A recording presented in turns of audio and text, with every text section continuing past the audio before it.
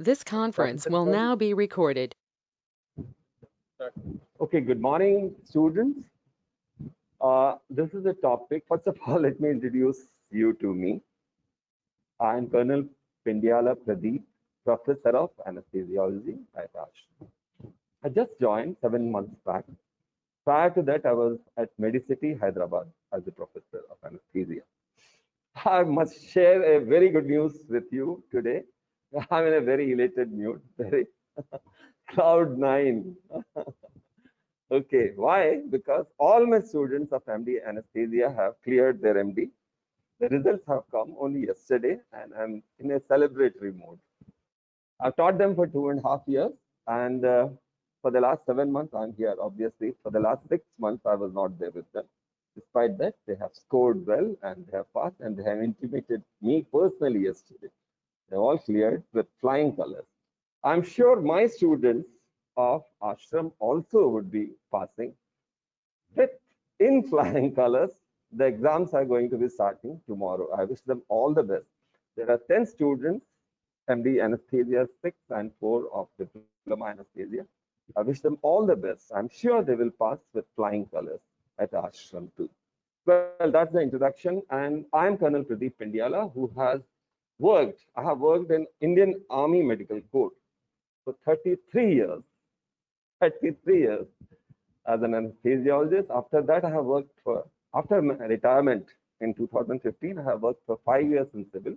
Initially for 2 years at Mallareddy Institute of Medical Sciences at Hyderabad, and subsequently I have joined Medicity Institute of Medical Sciences at Hyderabad for 2.5 years. And for the last 7 months, I am at Alluri Sitaram Raju Academy of Medical Sciences.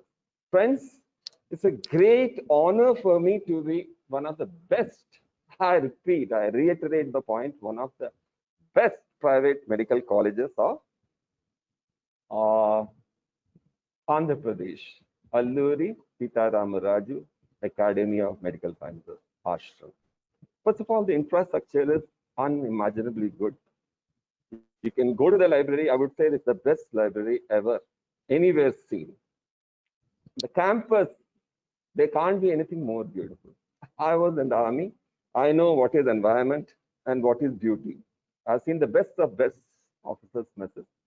The location, the locale, the way it is being kept, the institution is unimaginably good. The faculty is amazingly good. Well, that's for the introduction.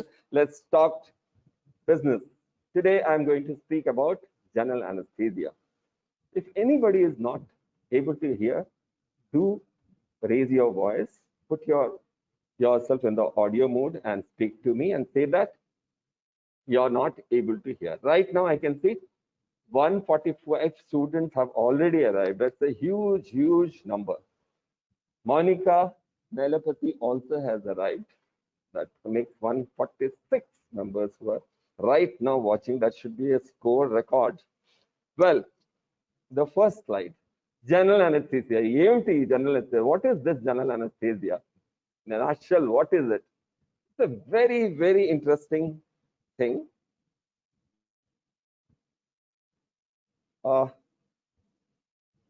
Rajesh, I'm stuck with the very first slide here. Yes, I can see. I'm sure you also must be seeing the slide on the PPT, PowerPoint. General anesthesia, definition. I'm very particular about spelling. I'm sure there may be few mistakes despite my typing.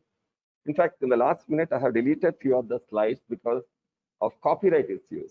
Since I am online, I'm not supposed to share any slide which has copyright issues. So I was proposed to delete some of the very important slides that could have been of great use to you, but despite that, I'll be able to explain to you those slides.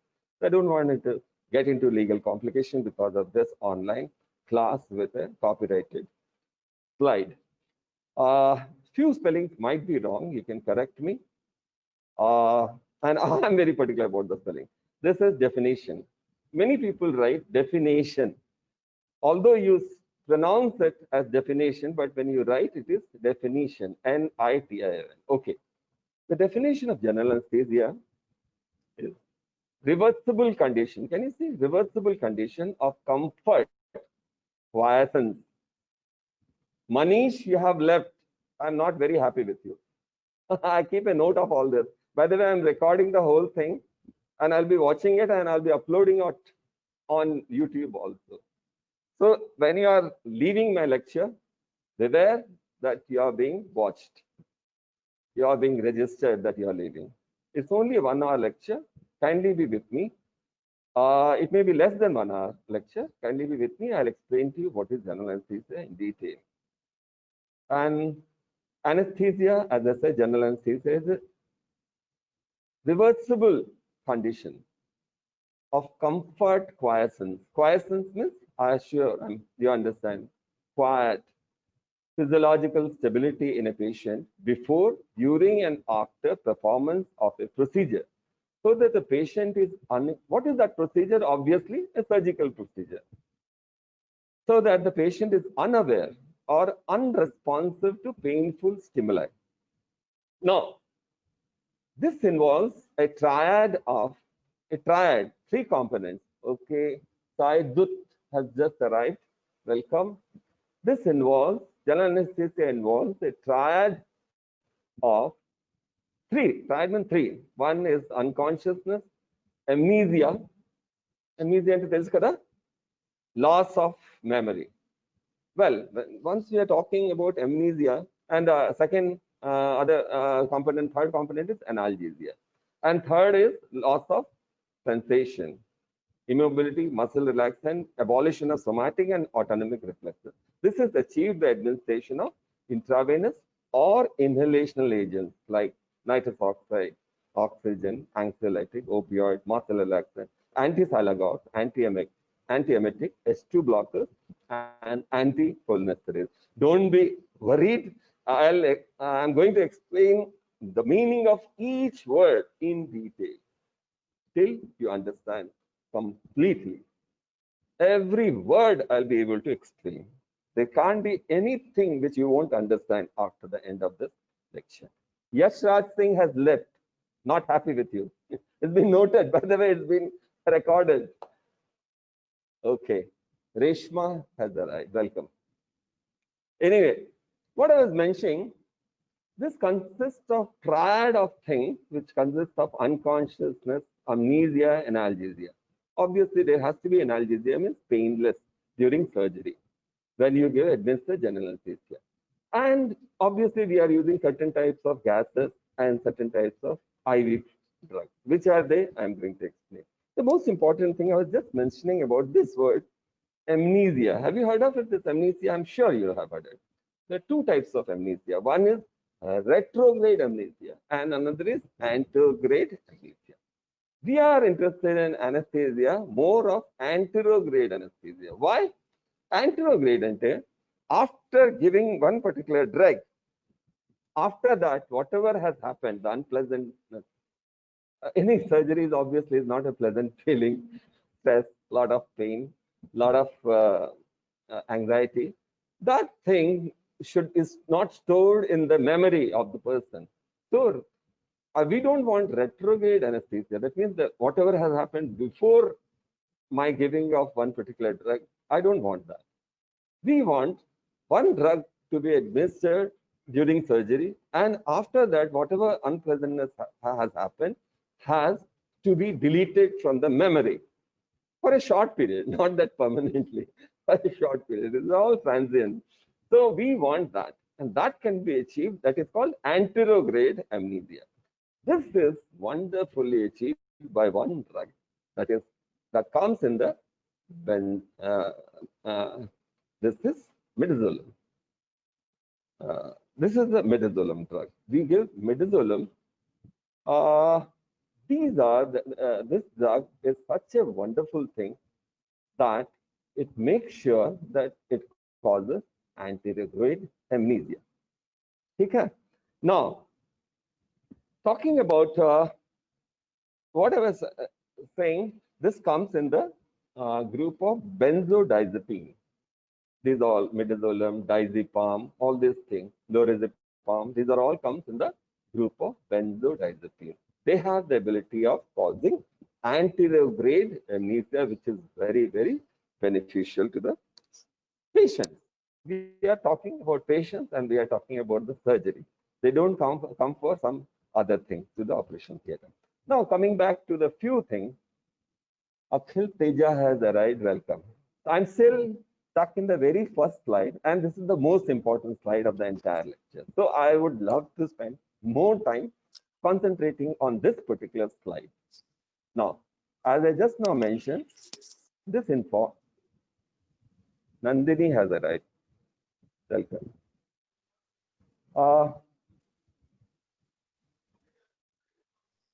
This consists of triad of unconscious amnesia and loss of sensation, immobility of or muscle relaxation. We give muscle relaxation. We want muscles not to be moving, especially abdominal muscles to be fully relaxed. Otherwise, surgeons won't be able to work inside the abdominal cavity. And abolition of somatic and autonomic reflexes. What is somatic reflexes? Somatic reflexes and autonomic reflexes have a slight difference. Somatic reflex involves sensory neurons that connect sensory receptors to CNS and motor neurons to the skeletal muscle. These are somatic reflex. And what is autonomic reflex? Autonomic reflex happens unconsciously. It happens unconsciously. These are the motor reflexes. Somatic reflexes are mostly skeletal muscles contraction, whereas the autonomic reflexes targets cardiac muscles, smooth muscles, as well as glandular tissue. Very interesting. I'll tell you something about it. I have worked in a army for 33 years, as I mentioned. I was a regimental medical officer of one troop called Gurkha Regiment. They are amazing people, very strong and very, the character is unusually strong. Even if you cut, even they have accidental amputation, they come laughing, sir, haath thoda kat gaya. That means their ability of tolerance is very high, unimaginably high. That the level of tolerance. So some people have less tolerance. Now we have to know how much a person can tolerate. So far, so good. I just now mentioned about somatic reflex and autonomic reflex. Even if a person, Gorkha chap, says that I don't have any pain even if you cut, that is no pain, he's not withdrawing the muscles or the hand when you're doing an incision without local anesthesia. But still, that somatic reflex is not there. The hand is not being withdrawing because of its nature. Because of the higher threshold of pain acceptance. But the body will not accept, the heart may not accept. There'll be autonomic reflexes. The moment you incise the hand without local anesthesia, the Gorkha chap can withstand it. But there is a possibility of cardiac arrest because heart may not improve. That's why I keep saying, especially to the general surgeon, sir, don't take the chances of doing something which is not adequately locally anesthetized or given general anesthesia.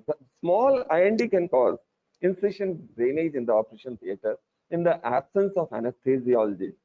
In the absence of anesthesiologists, can cause sudden cardiac arrest. Why? Because of this autonomic reflex. The patient has not tolerated the pain. Although patient will say openly, yes, I can tolerate, but the heart will not tolerate. There will be sudden reflex, autonomic reflex, and there will be cardiac arrest. Okay. That is called autonomic reflex. And now all the somatic reflex and autonomic reflexes are absolutely abolished at the time of general anesthesia. That is the beauty of giving general anesthesia. Why we administer intravenous drugs, inhalation agents like nitrous oxide, oxygen, anxiolytic. Just I mentioned midazolam is an anxiolytic. Opioid. I'm sure you know opioids. All this morphine, ketamine, morphine, and fentanyl. All these are opioids. Muscle relaxant. Muscle relaxant. I've told you there are two types broadly. depolarizing and non-depolarizing. We'll go into detail. Now, what is this anti-sialagogue? Okay, can I ask if we give anti-sialagogues also during general anesthesia? Let me hear from you, gentlemen or ladies who are listening to me. Just tell me what is the meaning of anti-sialagogue. Put on your volume, audio, and just answer to me what is anti-sialagogue. Can anybody answer? Decreases salivation. Excellent. What's your name? What's your name? Shanti, sir. Shanti. Excellent, Shanti. That's what I wanted. This causes decreases in salivation. So, what are the drugs we give normally for decreasing of salivation? Anticholinergic. Like we give normally atropine, okay, or glycopyrrolate. These are the mostly two drugs which we give, glycopyrrolate or atropine, anti-sialagogue. These are, we give also antiemetics at the time of surgery and general anesthesia. What are the most commonly used antiemetics? Now, at present, what we are using is ondansetron. Ondansetron is, we are definitely using it at full liberty. Most of the antiemetics which are given anywhere in any operation theater these days are ondansetron. It is nothing but serotonin antagonist. Serotonin is nothing but 5-hydroxytryptamine receptor antagonist. 5-HT3 receptor antagonist is the ondansetron. The other drug which we give also these days as an antiemetic is dexamethasone. Have you heard of dexamethasone? It's a glucocorticoid. Now, how the hell this dexamethasone can cause antiemetic? Very strange. 1981 only this was described. It was found surprisingly that it has got wonderful antiemetic effect. So since then, we are using, for the last few decades, we are using dexamethasone also as an antiemetic in the operation theater. By the way, now we are in the pandemic, isn't it? COVID-19 situation. Coronavirus disease 2019 pandemic. How this dexamethasone is connected to COVID? Can anybody answer? How dexamethasone is connected to COVID? Can anybody answer? To decrease the systemic inflammatory response syndrome. Wonderful, wonderful. Again, I think Shanti is answering. Am I listening to Shanti? Yes, sir. Yes. May I request Dr. Shanti not to answer immediately? Let others also rack their brains. Let me listen to other persons too. Okay, very interestingly, dexamethasone is being found to be very, very useful recently in the treatment of COVID. Actually, steroids are not supposed to be given in any viral pneumonia. That's what we have learned, isn't it? But we are using it. Again, we have also learned it can be given in septic shock caused by bacterial toxin release. To decrease that, bacterial toxin release can cause septic shock. To decrease the immune response, they give steroids. We can safely give, but not in a viral condition. It increases the problem. That's what we have learned so far. But suddenly we have found this. Incidentally, one of my classmates who is working in Michigan, US, he has done a lot of study. You can go through the detail of the study in the latest edition of all the details about the COVID management. He is direct contributor, Dr. Suresh Ane. He's my classmate who is working in Michigan. You can see his name also being mentioned, and he's done a lot of work in this. Now, they have started giving methylprednisolone, that's also steroid, zero point 0.5 to 1 milligram per kg body weight in 2 divided doses for 3 days continuously. The outcome was fantastic. Most of the people were not put on ventilator, and their stay in the hospital was reduced, and they have safely been exited from the hospital. So they have found it. You can read this details in the Medscape. I'm sure you know what is Medscape.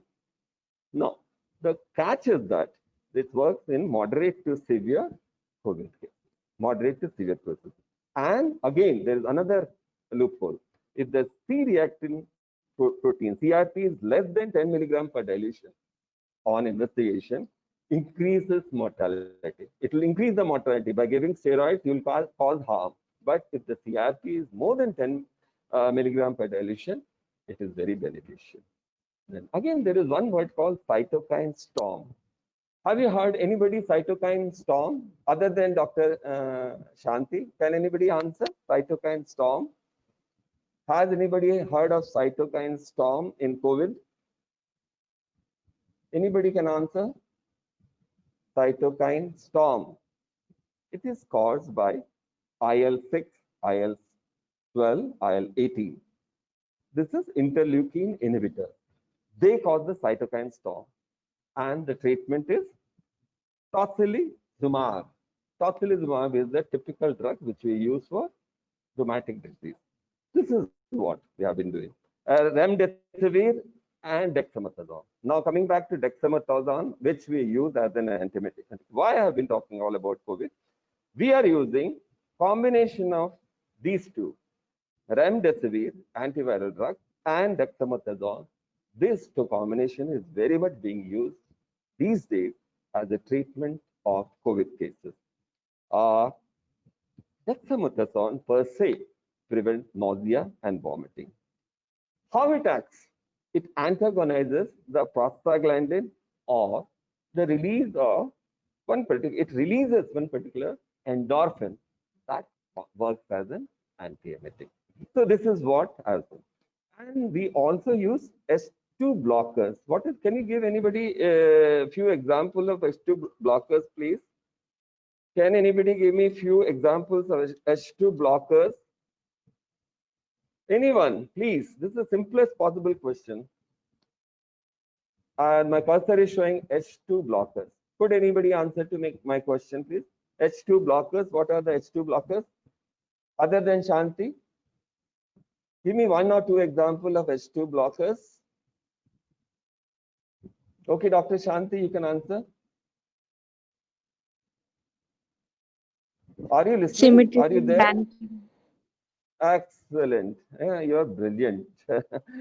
Cimetidine, ranitidine, famotidine, these are the things. I'm surprised why nobody else is answering. Have they muted their audio or they don't want to answer? They don't know.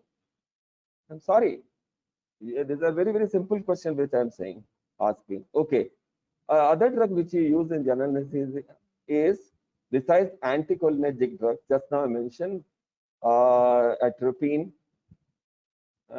This anticholinesterases also are used. Give me one example of anticholinesterase drug.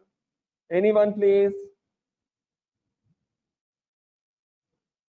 Anyone, please? Anticholinesterase drugs. What are the examples? No answer. 150 students are watching right now. The record attendance. And nobody is able to answer anticholinesterases. You must have finished your pharmacology. 8th semester students. Come on, what are they? Anybody? What are the examples of anticholinesterases drugs?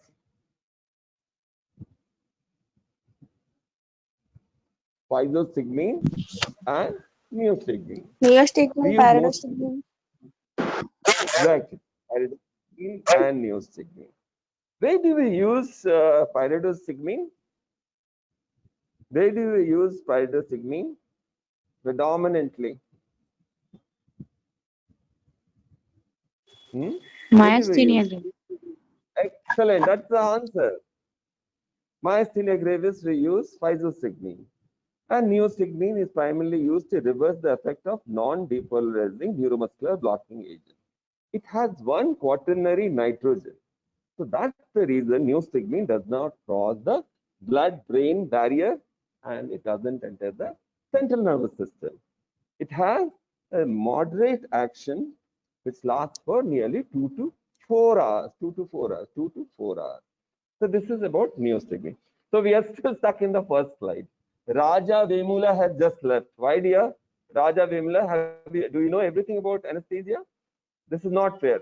By the way, I'm going to report who have left mine. I'm keeping a record of it. The whole thing is being recorded, and I'm going to upload it also. You can see who all have come and who all have left my path. Okay. The next slide. I'll just come to the second slide now. Drugs for induction and maintenance.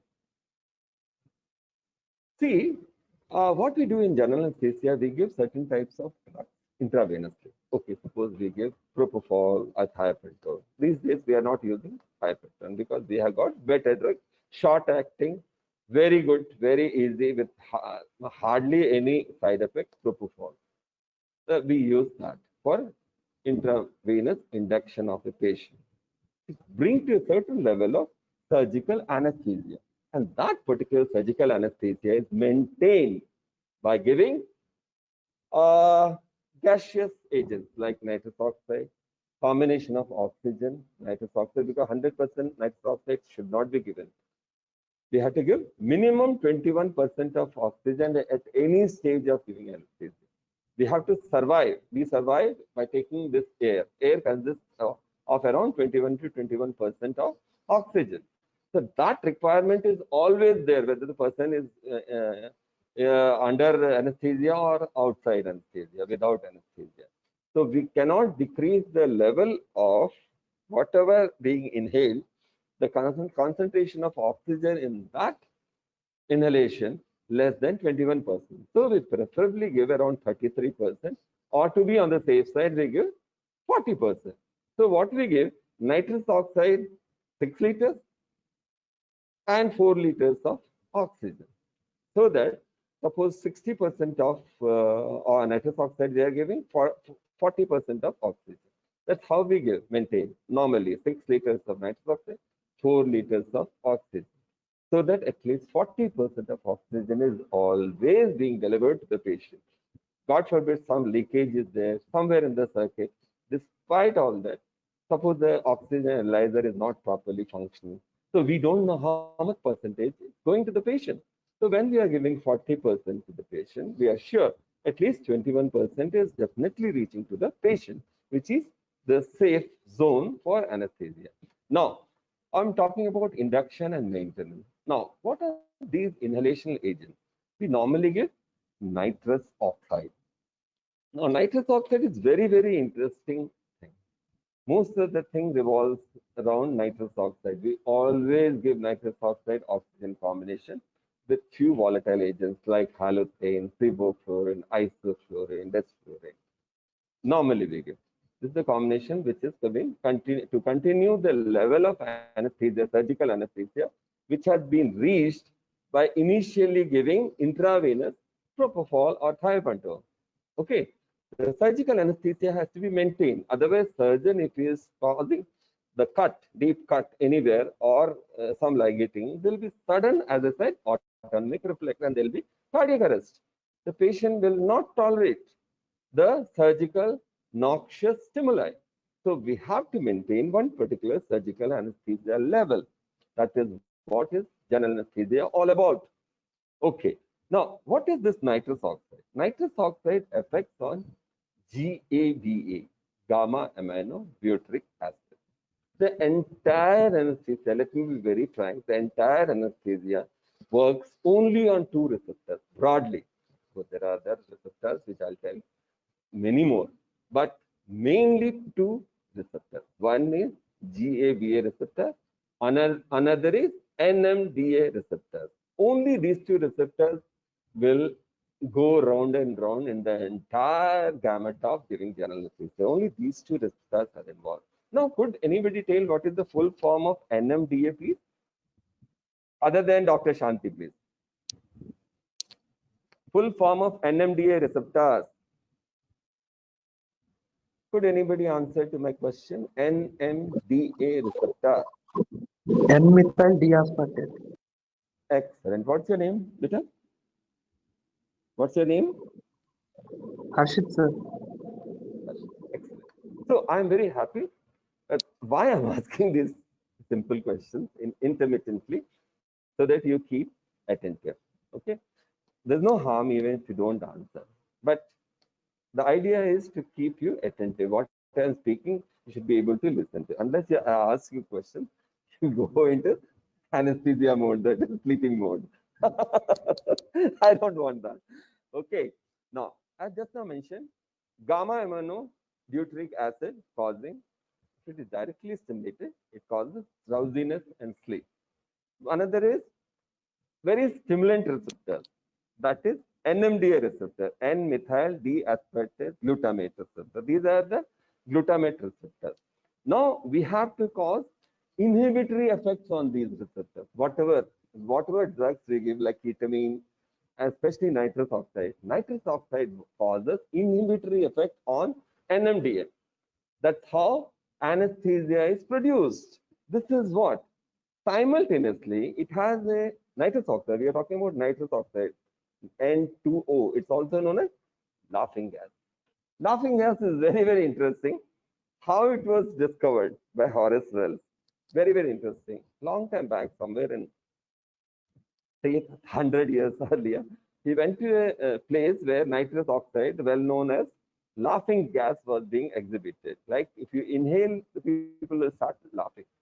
So this was being demonstrated in a fair-like thing where people used to pay, and for the entertainment they used to watch this fun. They can inhale this nitrous oxide and have a hearty laugh and then go back home. That was the purpose of the thing. So how this nitrous oxide was discovered, I'll tell you. Very interesting. Horace Wells had gone along with his wife to watch one of this exhibition of nitrous oxide. So one of the guys who inhaled nitrous oxide deeply started running after inhaling, called running amok. You have heard in forensics, running amok. Started running like this helter-skelter all over the place. And in the melee, he has hit against a table and fell down. And suddenly he had a big gash, big laceration on his tibia, on his leg. And it was started bleeding. Interestingly, what he noticed, Horace Wells, this guy didn't wince despite the major injury. He didn't show any element of pain. What is the surprising? So after everybody left, he went to the concerned person and he asked, how the hell you didn't have any pain after so much of injury? It's bleeding heavily. He told, well, the guy told him that, sir, I had a big injury, but surprisingly, I didn't have any pain when it occurred. Then he realized this property, amazing property of nitrous oxide, that this nitrous oxide can be used as a wonderful analgesic. This is how the discovery took place. Nitrous oxide was discovered. That's the moment nitrous oxide property of, besides being a laughing gas, N2O laughing gas, it is strong analgesic. Wonderful. Great. That is what we want during surgery, analgesia. And we have discovered a wonderful gaseous inhalation agent that is called nitrous oxide. Okay. Have you heard of xenon? Xenon is I would say, is one other gaseous anesthetic agent. It's very, very expensive. That's why we are not using. Otherwise, that's the most ideal anesthetic agent. It is the best part of it. The blood gas partition coefficient is just 0.14. That means fastest, just the moment the person breathes, he will go into induction. He'll sleep. He'll come out of the anesthesia also very fast. Very good. So it has hardly anything which has caused any negative effect. The only negative effect is being very costly. So we are not using because it's very, very expensive. Xenon. Other thing drug is helium. So can you see in the gases I mentioned helium also. Helium is interesting. Under high pressure, it works as an anesthetic. Now coming to volatile liquid. What is volatile liquid? They have high boiling point and they are normally in the liquid form. They can convert into gaseous form in a volatile, in a vaporizers, when we use vaporizers. Earlier we used to use ether. Nowadays nobody is using ether because of its too many side effects. Moreover, it is very inflammatory, inflammable. So we all the surgeons use cautery for cutting as well as coagulating the bleeding thing. So the moment cautery is used in the operation theater, if we are giving anesthesia, which is very, very cheap ether, and it has got wonderful anesthetic effect, it causes blast because of fire. It can cause severe, it's highly inflammable. So we are not using ether these days. So non-inflammable volatile anesthetics like halothane, enflurane, isoflurane, desflurane, and now mostly we are using sevoflurane, sevo, SCBO. These are all fluoride containing volatile anesthetics. Now coming to intravenous anesthetic, ultra short acting barbiturate. We all have heard about thiopentone sodium. Okay. Now we started, when I joined anesthesia, we used to do only anesthesia giving thiopentone sodium. Much later, after decades of giving thiopentone sodium, we discovered propofol, which is now being used all over the world. Propofol. Earlier, we used to go ultra short acting barbiturate, that is thiopentone. It has got certain bad effects. It causes porphyria in wrong person. Some susceptible people. It can cause severe pain. It can cause, if it is by mistake, it has spread from the intravenous other side, can cause gangrene also. Then the long half-life. The patient is drowsy post-operatively for very long. So we have stopped using thiopentone. We have started using propofol. It's a very short-acting drug, short-acting intravenous drug. So we want something which is short-acting. We don't want a patient to be sleeping and drowsy after surgery also. He should be able to get up immediately after the surgery. That's the idea. Okay. Now, we are using propofol. Other drugs we are, just now I mentioned. Amar has left, not fair. Amar, I can see whoever leaves, I can use. Okay. Methotrexate, propofol, methotrexate also can be used. And etomidate is another drug. Benzodiazepines is another drug which we are using as intravenous anesthetic agent. Now, what are the slower acting drugs, intravenous anesthetic agent? These are diazepam, midazolam, and lorazepam. These are benzodiazepine I just mentioned. Now, very interesting thing, dissociative anesthetic ketamine. I have worked for 3 months in an earthquake in Gujarat. Bhuj, you must have heard in Bhuj, there was a major earthquake. I was in charge of the operation theater, sole in charge of operation, mega operation theater, which worked for 3 months at Bhuj. And the only drug which we used during the entire 3 months was ketamine. It causes dissociative anesthesia. The best part of it, it has hardly any side effects. Tolerance level is very good. It doesn't cause any pain, anything.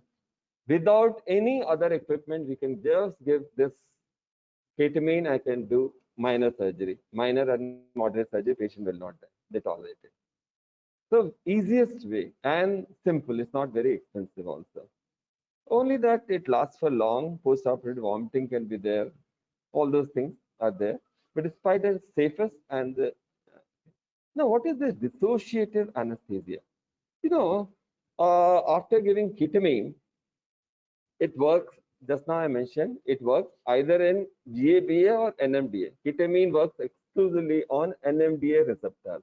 Always remember these two drugs, nitrous oxide and ketamine, work on NMDA receptors. Rest all drugs work on GABA receptors broadly.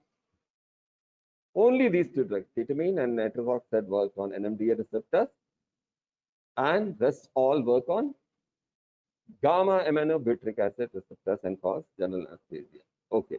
Now ketamine is working. It causes a trance-like situation.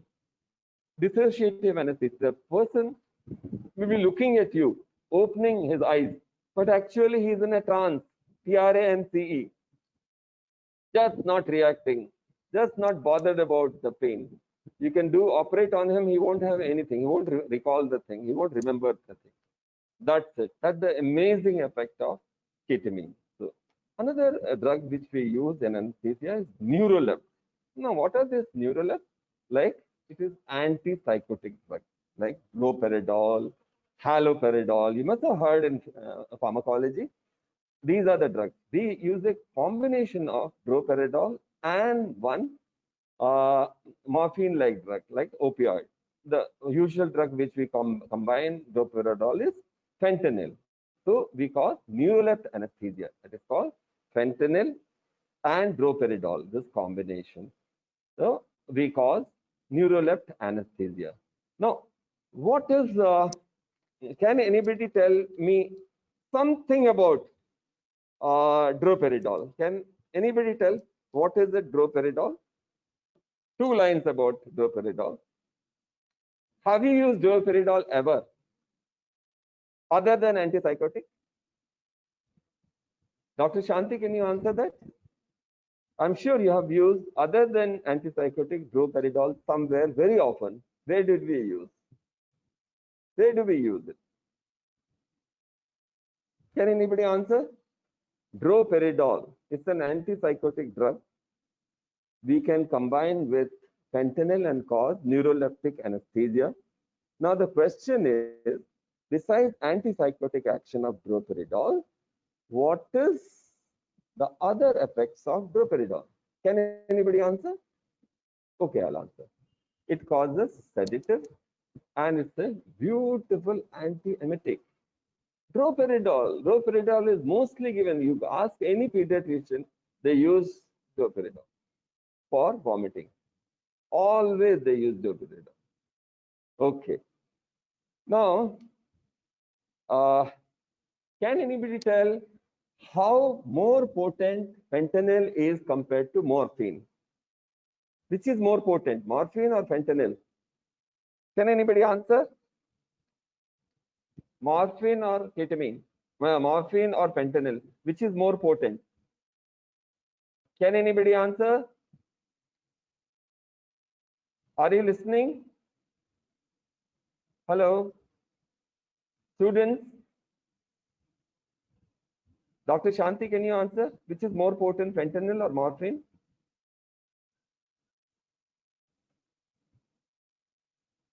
Excuse me, can anybody answer?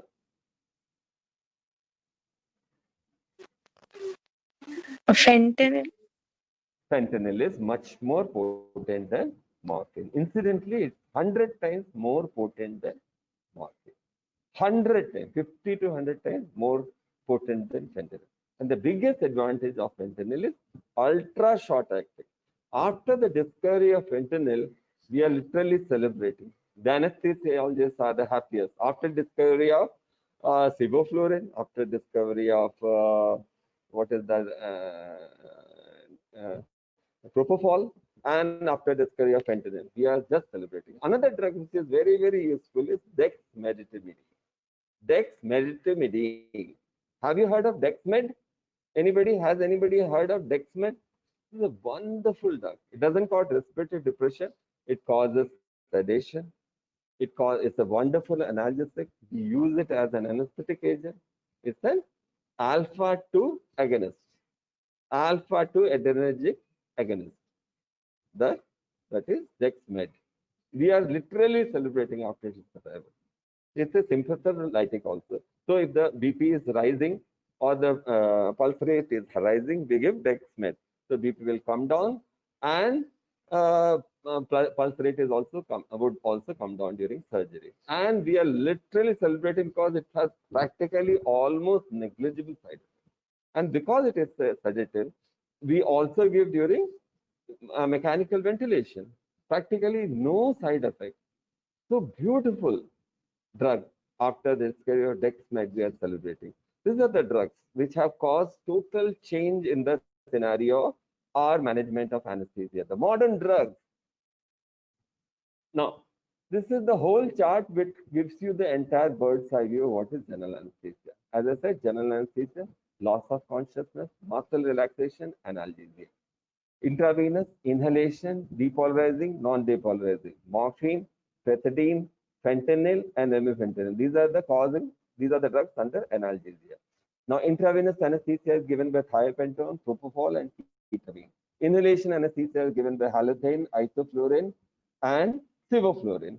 And depolarizing muscle relaxant is very interesting. This causes, the best example is choline, dexamethasone. Non-depolarizing is called roquinonium. This by mistake, I don't know how it has come. Ipratropium somebody has included. Ipratropium is not a non-depolarizing muscle relaxant. Ipratropium is altogether different. It's used in COPD cases. It's an anticholinergic drug. It's a wonderful drug for asthma. Ipratropium, did use it in altogether different thing. The COPD cases, it increases the, I'll tell you thing. I think it decreases the cyclic guanosine monophosphate, CGMP, that causes decrease in contracture of the airways, smooth muscles of the, and causes the bronchodilation in the COPD cases. It has also a selective beta-2 adrenergic bronchodilatory effect. This is ipratropium. So it's been wrongly included accidentally. Other non-depolarizing muscle relaxants which we normally use is vecuronium, roquinonium. These are the things we are mostly using. Atracurium, all those things. So this is the thing. Now coming to the next slide. There's properties of intravenous anesthesia. Now I'll go fast so that I complete all the relevant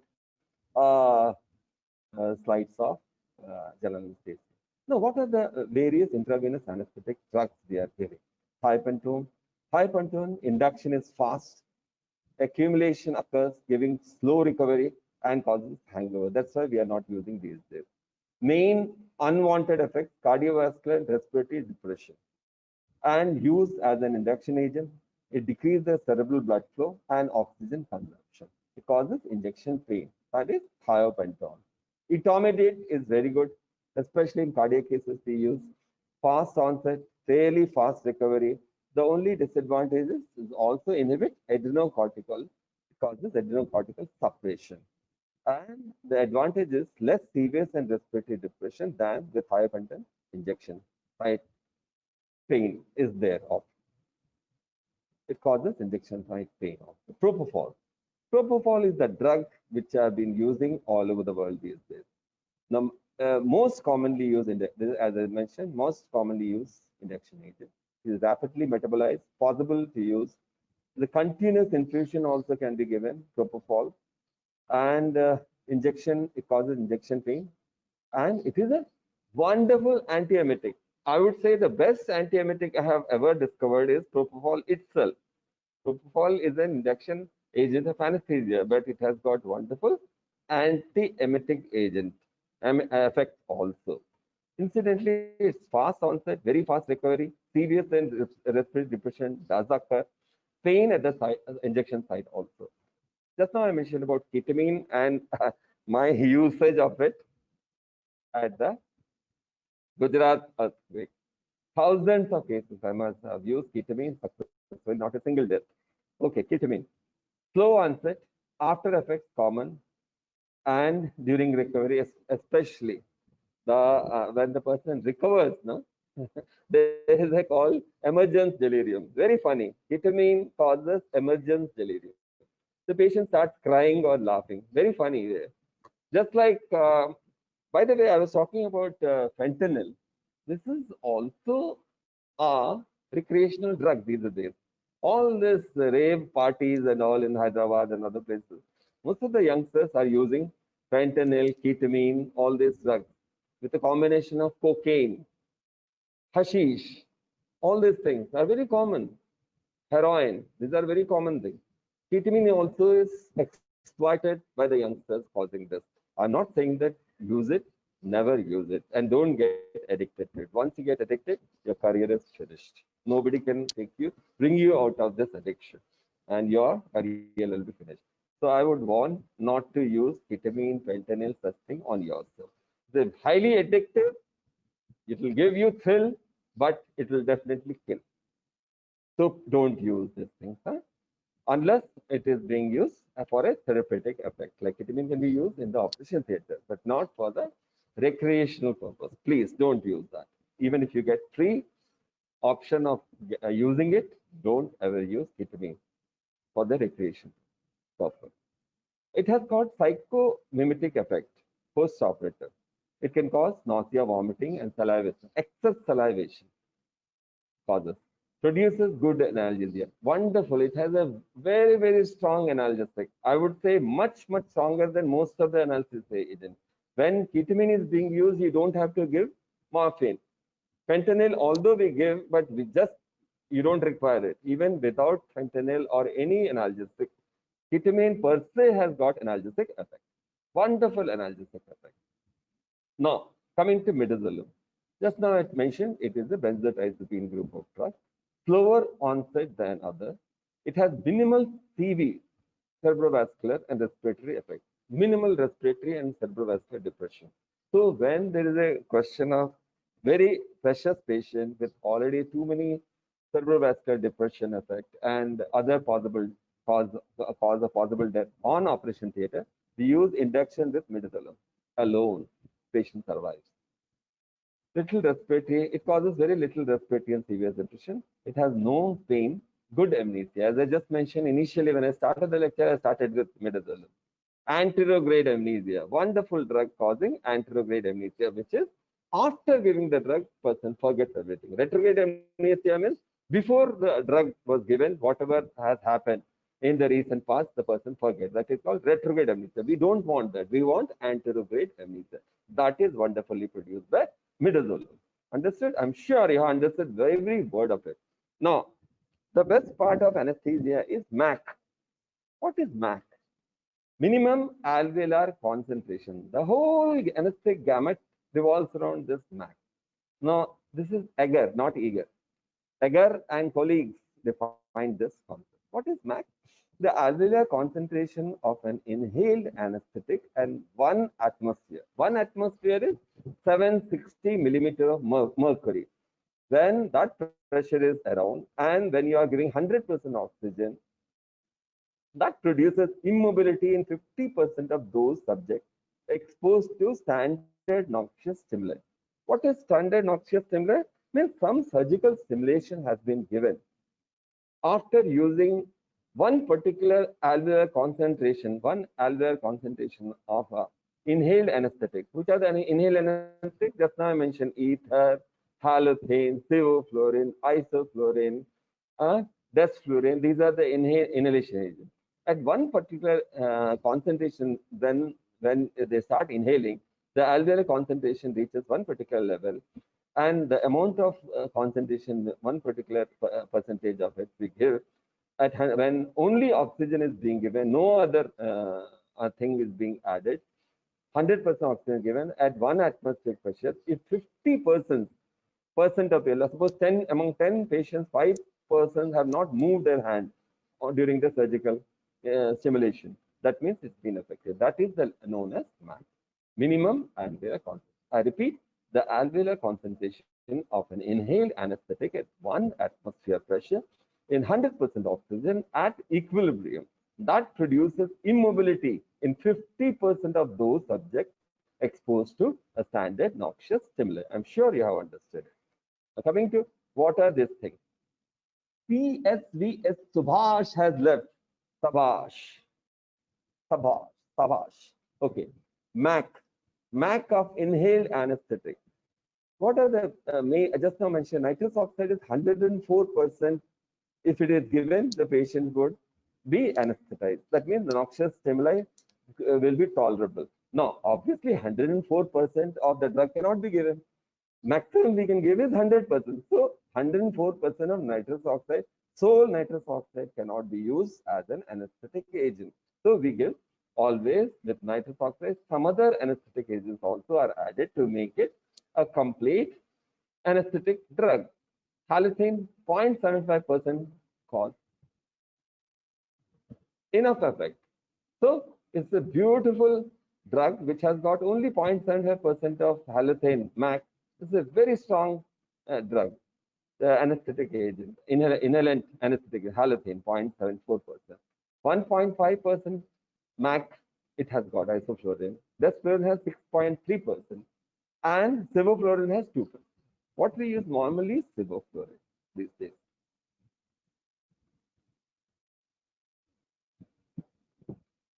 Now, most important slide is this. Now, I was just mentioning about the muscle relaxant during surgery. See, unless we use muscle relax during general anesthesia, the surgeons cannot function. See, giving anesthesia is just making a patient sedated and unconscious is not enough. Patient will be still tightening the entire abdominal wall. The surgeon cannot operate in that, stiff abdominal wall. He wants completely relaxed.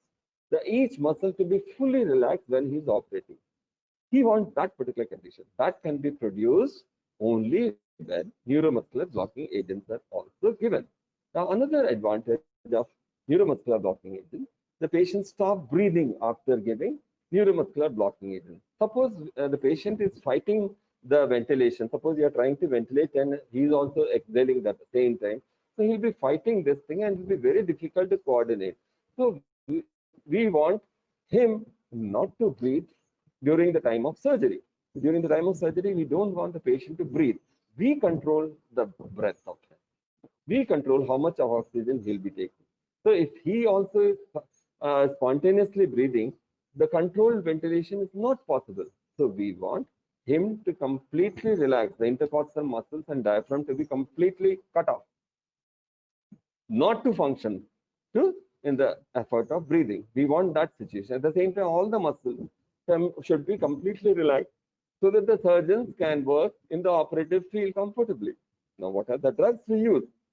Mainly depolarizing muscle relaxant or non-depolarizing muscle relaxant. That's all we give. Nothing more than that. Now, what are these depolarizing muscle relaxants? Can you see this depolarizing muscle relaxant? Mostly work as an acetylcholine receptor agonist. The wonderful drug, rather only drug which we are using these days is succinylcholine, also known as choline. So discovered many decades back, but even now it is holding good. It's a wonderful drug. RSA, rapid sequence, RSI, rapid sequence induction, which we are doing in all the COVID cases. We are using depolarizing muscle relaxant. It's the cheapest drug which is available and is the most useful drug, short acting with little side effects we are using. Now, the other is non-depolarizing muscle relaxant. Just now I mentioned the other examples of non-depolarizing muscle relaxant are atracurium, nivacurium, pancuronium, vecuronium, rocuronium. These are depolarizing muscle relaxant. The best example is succinylcholine. So, what is the main thing? Depolarizing neuromuscular blocking agent. It depolarizes the motor end plate. Okay. Example, just now I mentioned succinylcholine, best in RSI, rapid sequence induction, which we are using even in all COVID cases. We don't want any compressed ventilation. So aerosol is not generated. If we press the bag, aerosol is generated. The concerned anesthetist himself will be exposed with the COVID, the virus. So we don't use any compression. IPPV we don't use. We give choline and we intubate the patient.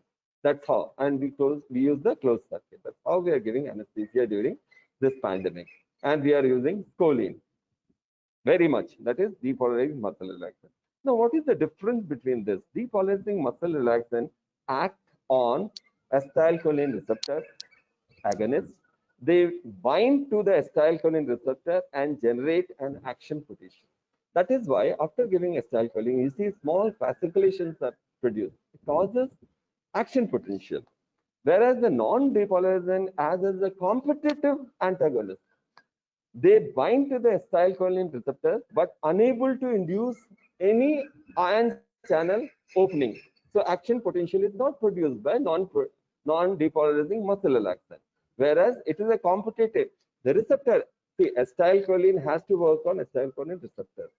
Now, choline itself works just like acetylcholine. If you see the structure of choline, it is exactly like acetylcholine. Two acetylcholine attached end to end, back to back, become succinylcholine. That is called succinylcholine. That is a depolarizing muscle relaxant, short acting. Just now I mentioned. It per se causes action potential, but doesn't have long action potential. It it itself attaches to the acetylcholine receptors and causes the muscle relaxant. Whereas non-depolarizing muscle relaxants like mevacorium, vecuronium, and rocuronium, they are competitive blockers. The receptors, they compete with the acetylcholine and block the acetylcholine receptors for the time being, for the short transient period. That's how it works. But at the same time, it doesn't cause action potential. These are the main differences between depolarizing muscle relaxant and non-depolarizing muscle relaxant. Okay, coming to the next slide. Now, just now to mention mechanism of action of anesthesia. The whole gamut of work is nothing but either GABA or NMDA receptor. Now, what is this GABA receptor?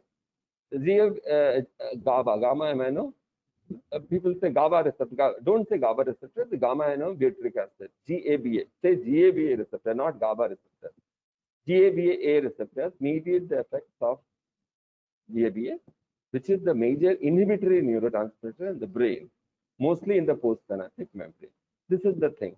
And this is ligand. Ligand binding causes conformational changes leading to opening of the central pore and passing down the chloride along the concentration gradient.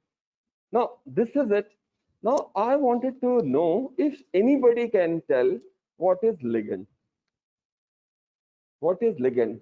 It is not ligand or ligand. It is ligand.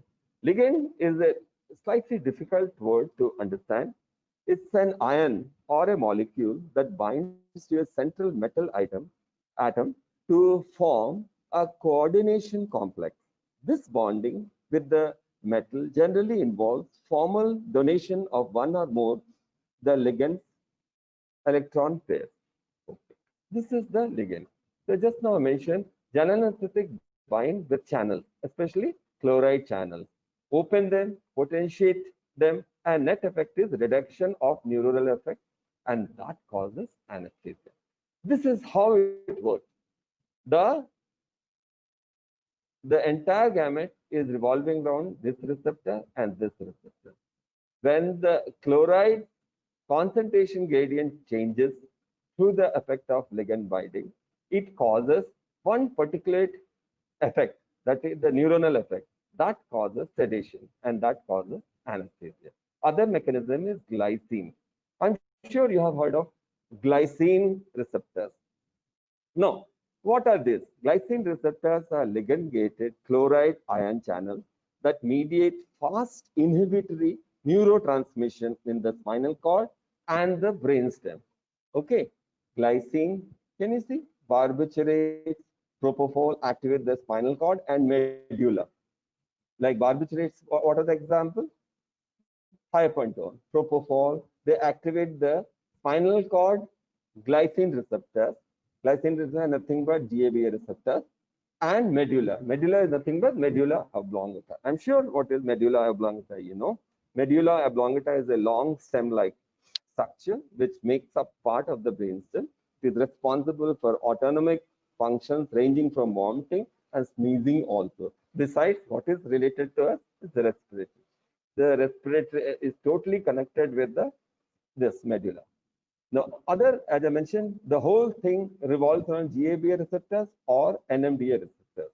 NMDA receptor, type of glutamate receptor, selectively inhibited by the ketamine and I have already explained in detail what is NMDA. Now, what is the anesthetic? Now, only few slides are left. I'll go fast and finish the whole thing. Anesthetic plan. What is the anesthetic plan when we give general anesthesia? After a good plan, a good preparation is required for a good anesthetic. Before every anesthesiologist should go through a checklist. What are the checklists? He has to check anesthesia machine, ventilator, oxygen and nitrous supplies, checking whether nitrous oxide is coming or not, oxygen cylinder is filled or not, suction apparatus is working or not, monitors, anesthesia cart is adequately has all the important drugs, life-saving drugs are available or not before giving general anesthesia. Now, before bringing the patient to the operating room, verify proper identity.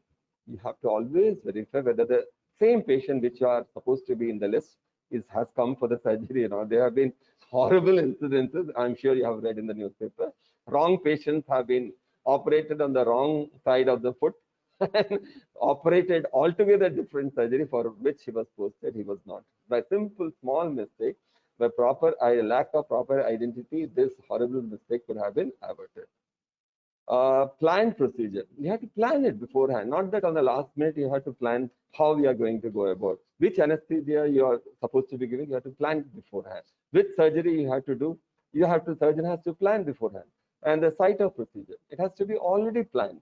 All the preparation must be completed before the patient entry into the OT, including the working peripheral IV line. The peripheral IV line, which has to be done, it has to be done before the patient comes in the operation theater.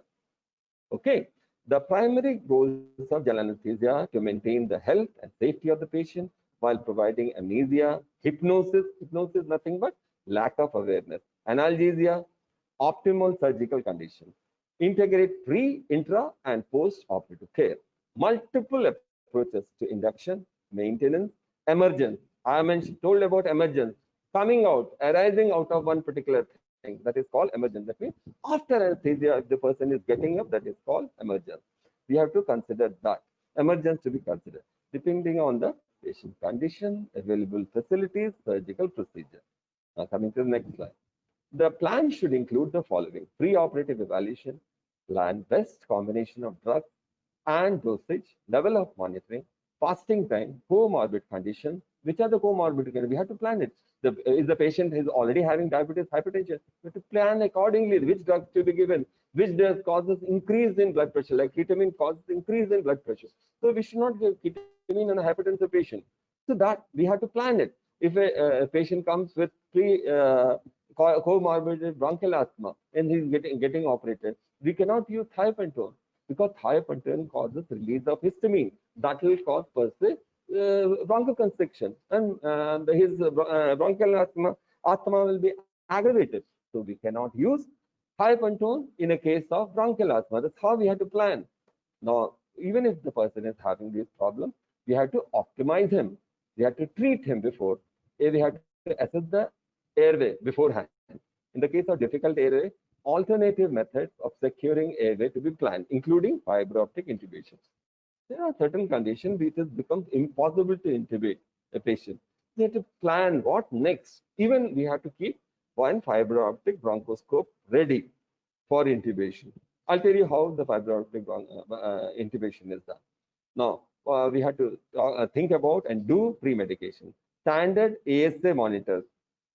ASA is American Society of Anesthesia. Monitors have to be kept, like capnography, pulse oximetry. These have to be there. NIBP, these have to be there. In case of large hemodynamic fluctuation, if you are expecting, we have to do invasive monitoring. That is central venous pressure line, invasive blood pressure monitoring, arterial line. This has to be started. If you are expecting lot of loss of blood in a surgery, we must start not only normal NIBP, we have to have invasive BP monitoring. That is called arterial line. We have to put a vein, start arterial line in the radial artery or something. Then we see the blood pressure. That's how we say. Minute to minute, we know what is the blood pressure. That's how we do. Review of anesthetic option. No, we have to plan accordingly whether we are going to give general anesthesia or regional anesthesia or a combination thereof. So we have to give a little bit of regional anesthesia plus a light general anesthesia or a combination of both. We have to plan it. Plan for the post-operative pain control also. That's also our job. We have to plan ahead of the surgery. What will be our plan after the surgery to control the pain? Pain will not disappear immediately after surgery. We have to plan for the pain management after surgery also. Now, what is pre-medication? Interestingly, pre-medication is done before surgery. Consists of use of drugs couple of hours or couple of minutes before the onset of surgery. Aim of PM is pre-medication, relief of anxiety, amnesia. Amnesia means loss of memory, unpleasant memory. Analgesia, decreased secretion. As I said, as Dr. Shanti has said, antisyllagogues. We have to decrease the secretion by the use of atropine. Okay, and antiemetic effects. We have to know which are the antiemetic we have to use, like ondansetron. respiratory, then decrease the acidity. We use H2 receptor blocker, as Dr. Shanti has correctly mentioned, ranitidine we give. IV 50 milligram or 150 milligram PO we give before operation of ranitidine, H2 receptor blocker. Drugs use sedative anxiolytic. We use mostly midazolam. Okay. And opioids, we use fentanyl. Anticholinergics, I just now mentioned. Antiemetic, H2 receptor. We use also metoclopramide, interestingly. Now, metoclopramide is a prokinetic. Why we use metoclopramide? Because there is a gastric stasis of certain stomach. Prokinetic means it expels the whatever content in the stomach into the further intestine. So that is the idea of giving metoclopramide. Okay, metoclopramide around 5 to 10 milligram IV give pre-operatively. So how it works? It is a D2 receptor antagonist and 5-HT3, that is serotonin receptor antagonist also. It causes, it is normally given in delayed gastric emptying and gastroesophageal reflux disease patients also. Interestingly, when we give metoclopramide, always remember there is two ends of the esophagus. Inferior esophageal pole and the upper pole. The lower pole of esophagus, where it's connected to the stomach, that sphincter is constricted. So the chances of regurgitation or vomiting from the stomach is stopped by using metoclopramide. Okay? So that is the idea. The guidelines for prophylaxis of pulmonary aspiration is avoided by giving metoclopramide. The only disadvantage of metoclopramide, going to your pharmacology, Goodman and Gilman, and Satoshkar. Has anybody heard of Dr. Satoshkar? Dr. Satoshkar, has anybody heard? He recently died. Just few days back he died. He's the famous author of your pharmacology textbook. Okay, coming to pharmacology, tardive dyskinesia is caused by this drug, metoclopramide.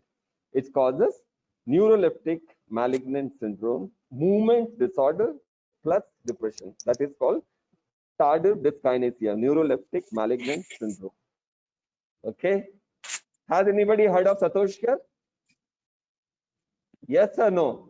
Satoshkar, Dr. Satoshkar. Okay. Goodman Gilman? Which pharmacology books you used to read? Are you able to hear? Okay, that's not very important. Let's see. What is NPO? NPO is nil per oral. Okay, or NBO, nothing by mouth. Whenever we give anesthesia, we have to maintain one particular nil per oral. That means the patient should be fasting before surgery. Why? Because the possibility of aspiration. Patient may vomit and the whole thing can go into the respiratory tract and cause severe aspiration pneumonia. So we have to avoid that. So for the nil per oral, insuction should be 8 hours before induction by giving anesthesia. 8 hours fasting should be there for solid food. For liquid, 4 hours before induction. The patient can have anything liquid before 4 hours, but not after, just prior to surgery, 4 hours. Clear water, like water, they can have 2 hours before. Liquids means I'm talking about milk. Okay, milk and all can be taken 4 hours before surgery. But clear fluid up to 2 hours before surgery. But solids like rice or chapati and all, 8 hours before surgery should not be taken. Stop breast milk 4 hours before induction. And standard ASA monitor. I just told you, ASA is nothing but American Society of Anesthesia monitor. Standard ASA monitoring are oxygenation, oxygen analyzer, pulse oximetry. Now the whole world knows pulse oximetry. What is it? Because of COVID. Thanks to COVID, the entire world knows what is pulse oximetry. I don't have to explain. SpO2 is maintained. Saturation is seen by this. Ventilation, capnography, minute ventilation, respiratory rate. Those things have to be monitored. Circulation, ECG, arterial BP, perfusion assessment, and temperature. Can anybody tell what perfusion assessment we do we do during surgery? Can anybody answer? I'll be very, very happy if anybody can answer. What perfusion assessment we do during surgery? Everybody knows ECG is monitored, arterial BP is monitored, pulse oximeter. What perfusion assessment we do? Can anybody answer? Open to all. Let's see who is the most intelligent person. Whoever answer is the most intelligent person. Let me tell you. It's not all that easy question. What is perfusion assessment? Don't Google it, please. Base deficit. No. Anybody else? Fast, fast, fast. I'll be ABG giving a analysis. prize. No, I'll be giving a prize for the correct answer. Definitely, I'll be giving a prize whenever you meet me next time after the class. Perfusion assessment. What we do at the time of surgery, perfusion assessment. During surgery, we always go for perfusion assessment. What Sir, is the thing gross we or hypo occult, sir? No, I want to explain further. Perfusion assessment. Chapand. Let's see who is the most intelligent person. Please, for God's sake, don't Google. Even if you Google, I don't think that it will be directly given. What do we Capillary do at the time? peripherals, Right. capillary perfusion of peripheral. That's one of the things, but it's not the correct answer. Almost there. 50% correct answer. 100% correct answer. What perfusion assessment we do at the time of surgery? Surgeon chest to check chest. Sir, check change, sir. Is it all right or not? Or the I being the professor senior most around, I always check the anesthesia. Check change, during the surgery. I would really check chest, sir. I also tell, sir, don't worry. I am can also tell me what is that. Now the clue also has been given. Huh? SPO2, sir. SPO2 pulse oximeter. What is the perfusion assessment we do? Huh? Unconscious No. Surgeon always is worried. CVP. No. Okay. For checking that we have to bend and see, and then we announce adequate. Perfusion is adequate. Ain't it? The complete clue is 75% it is. We have to bend and assess. Consciousness. No. Huh? Even the IMA can tell. Perfusion, sir, parvaled, sir. Parvaled, the patient is fine. Adequate perfusion assessment. By bending and telling. No. Chapan. ఉపయోగించండి అదే దేవుడు ఇంత all mega intelligent people ఇక్కడికి వస్తారు that in ఆశ్రమ్ perfusion assessment ఏంటి okay use your Google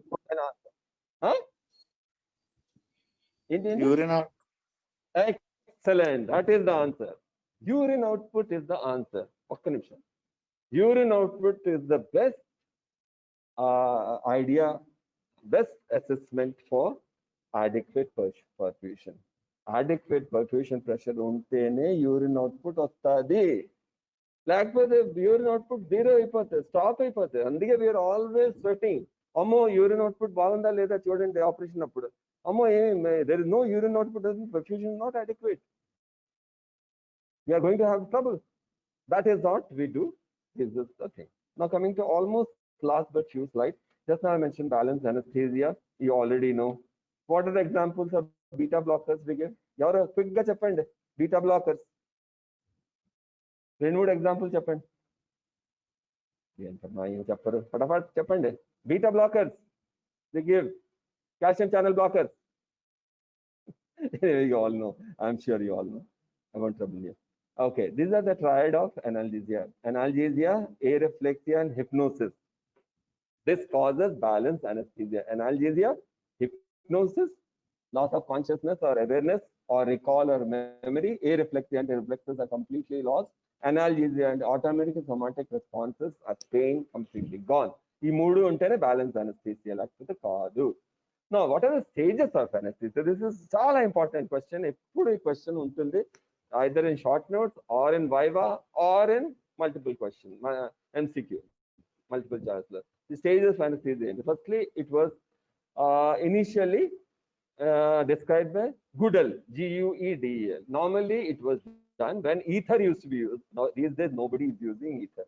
So, these stages of anesthesia is of no significance. ఎందుకంటే మనం IV induction ఇస్తాం. IV induction ఇవ్వగానే stage 1 becomes stage 2 and stage 3 and stage 4 directly in seconds. So, there is no gradual going from one stage to another in these days. Those days when ether used to be used, and Goodell has described the various stages of analgesia. This is first stage is stage of analgesia, when little bit of ether is given or halothane is given. Only short procedure is done, shots with inhalation ether, lasts for loss of consciousness. Pain is progressively abolished. The patient can hear, see, dream-like state, reflexes, the respiration are still normal. That is stage of analgesia. Pain will be lessened. That is stage of analgesia. Stage 2 into stage of delirium and excitement. No procedure are done in this. Not found in modern anesthesia because the premedication and rapid induction extends from loss of consciousness to beginning of regular respiration. Sympathetic stimulation will be there. Potentially dangerous complication can take place during this stage. Stage 2, delirium and excitement stage 2. Causes breath holding, vomiting, laryngospasm, heart rate and BP increase, and pupils will dilate. This is stage 2. This is the stage 3. Stage 3 is nothing but surgical anesthesia. This is called especially plane 2. Plane 2 surgical anesthesia, surgery can be done. From onset of regular respiration to cessation of regular respiration consists of 4 planes. Plane 1 low, rowing of eyes to fixed eyes. Suppose we are giving ether a little more, or we are giving propofol little more. From plane 1, stage 1 to stage 2 వచ్చింది. ఇంకా if the eyeballs are still rowing, we don't let the surgeon to operate. When plane 2 వచ్చింది, loss of corneal reflex completely gone. We flick the cornea, we see any reflex is there. అది లేదు, laryngeal reflex లేదు, we can also intubate and there won't be any problem in intubation. That is the time surgery can take place. Plane 2. Stage 3, pupil dilate, light reflexes lost. Plane 4, this is further better. Intercostal paralysis, shallow respiration, dilated pupil. This stage lo gochista. Now stage 4, inka mano drug ichisa anukondi, propofol to induce the patient, that is dangerous. This causes medullary depression or respiratory paralysis. So breathing stop and failure of circulation also. Breathing stop, we are not worried. We can ventilate, but failure of circulation also can take place. So the propofol is normally 1.5 milligram per kg body weight to 2.5 milligram. If you keep on giving, then the patient will completely respiratory paralysis and cardiovascular depression. The patient can die. So we have to maintain a balance. It's a state where the surgical anesthesia reaches. At the same time, respiratory and cardiac depression is not too much. That is the stage of surgical anesthesia. That is the stage which we want for the surgery, not the stage of medullary and respiratory paralysis. That is the idea. No response to pain, stage 3, incision, stage failure. In BP and respiratory light, in the stage 3, no response to pain, no incision rise. When the incision is there is no rise in BP and respiratory rate. If there is slightly rise there, it is called light anesthesia. If fall in BP and respiratory depression, it's called deep anesthesia. If the BP is falling and respiration rate is falling, that means we are causing deep anesthesia. Still patient is safe. But if you do it further, giving further anesthetic agent, then we cause fatality. So we have to avoid that stage. So we have to draw a line between these two. So because of safer agents, IV and inhalation, mechanical solution of respiration, pre-medication drug, traditional signs and stages and complications are not occurring these days. The same thing is shown in the tabulatory form. Conduct of general anesthesia I already mentioned. There is hardly anything which you want to know. These are the way. Malampati scale, we normally ask the patient to protrude the tongue. We see the uvula. Ikkada uvula kanbadutunda. Ide soft palate, ide hard palate. So it goes on increasing. If the patient protrude the tongue and you are not seeing uvula, you are not seeing tonsils, and you're not seeing even the soft palate, you're seeing only the hard palate, that is called class 4 Mallampati scale. That means before operation only, we know the classification as class 4 Mallampati scale. Mallampati is from Andhra Pradesh only, a world figure. He is well known to the entire world. He was the one who first classified this Mallampati scale. The idea is to know which patient is likely to cause difficulty in intubation. So we take precautions. All other instruments also are kept where we can safely intubate the patient. That is the plan of knowing Mallampati scale, to know whether the time almost over. Now, during intubation, this is the sniffing position. See, can you see sniffing position? There is a flexion of cervical spine. There is a flexion. We put a small pillow underneath the skull, head. So there is an extension of atlanto-occipital joint. Can you see it? So the idea is oral axis, pharyngeal axis, and laryngeal axis. All the three are in one axis. When this occurs, we can intubate easily. That is the sniffing position. When the morning, when you get up in the morning and extend your neck and breathe deeply, that is a sniffing. That is not sniffing. That is the position we adapt during the time of intubation with the laryngoscope and putting the endotracheal tube. These are the various masks. This is the nasal airway. This is the pharyngeal area. These are various masks. This is how we put the face mask.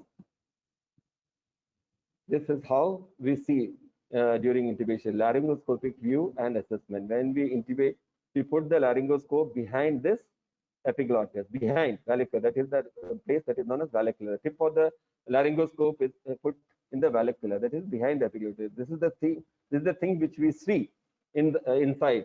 This is the vocal cords. Okay? This is the glottis.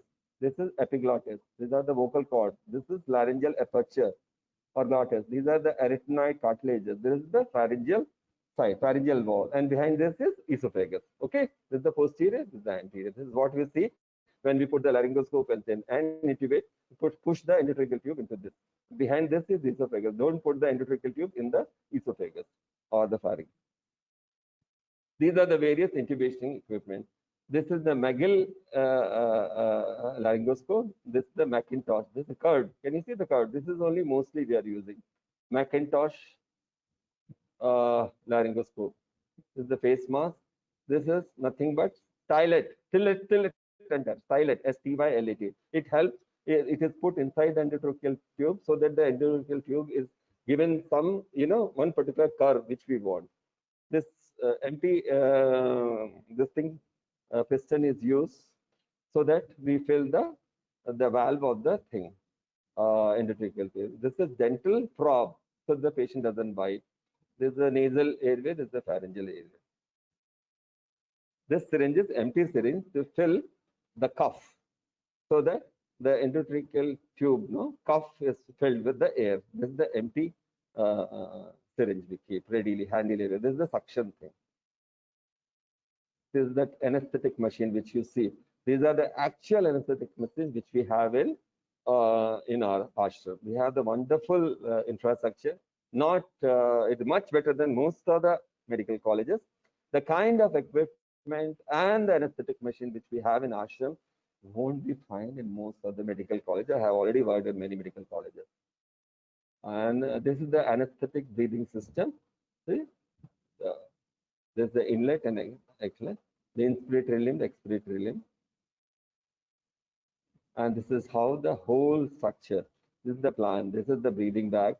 These are the lungs, the sampling port, the inspiratory site, inspiratory limb. This is the expiratory limb. Expiratory limb is attached with the carbon dioxide absorber and PEEP, positive and expiratory PEEP. This is for the ventilator is attached. Airway pressure is known here. And here in the inspiratory side, fresh gas flow is coming from here. Oxygen sensor is put. And there is a humidifier in the inspiratory limb. This is sampling port. These are the lungs. This is how we connect the entire circuit, anesthetic circuit, to the endotracheal tube and into the larynx and trachea, so that we ventilate the patient. These are the lungs. This is how. These are the fiber optic bronchoscopy. This is the fiber optic and we have put a endotracheal tube onto the edge. So once the fiber optic, this probe goes inside the further to the larynx into the trachea. What is trachea? Trachea is around 11.8 centimeter size. So start from the cricoid to the place where it bifurcates into two, right bronchus and left bronchus. That is the thing. So in which the endotracheal tube is pushed into the trachea. There is a marking in the endotracheal tube. That is the place the vocal cords are supposed to be around, and we have to put the end of the trachea, endotracheal tube, around 7 centimeter, 5 to 7 centimeter above the carina. Carina is the place where is it located? Where the two this clavicles meet, the sternal angle. That is the place carina. Carina is the place where the trachea ends and it bifurcates into right bronchus and left bronchus.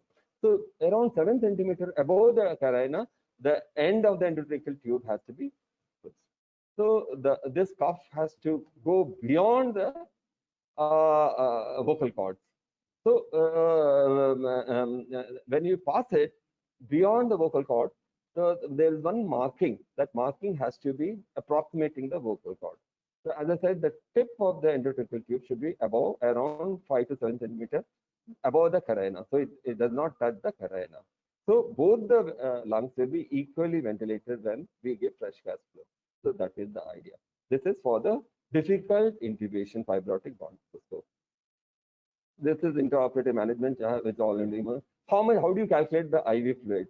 So first 10 kg we give 4 ml per kg body weight. Next 10 kgs we give 2 ml per kg body weight. The patient is more than 20 kg, we give 1 ml kg per body weight, about 20 kg. That's how we calculate. Okay. Now emergence I already explained in detail. Post-operative, what is PACU? Post anesthesia care unit. Okay, oxygen supplementation, pain control, nausea, vomiting, hypotension. This has to be controlled. SI is surgical ICU. We use mechanical ventilation in SICU and hemodynamic monitoring we do. And these are the complications of anesthesia. During anesthesia, respiratory depression, salivation, cardiac arrhythmia, fall in BP, aspiration, laryngospasm, awareness can happen, delirium, fire and explosion, I already mentioned. After anesthesia, what can happen? Nausea and vomiting, persisting sedation, pneumonia, organ damage, nerve palsies, emergent delirium, cognitive defects. I already mentioned all in detail. Thank you for the patient listening. Have a great day. Thank you for being with me. Have a great day. Bye-bye. Prashant? Prashant?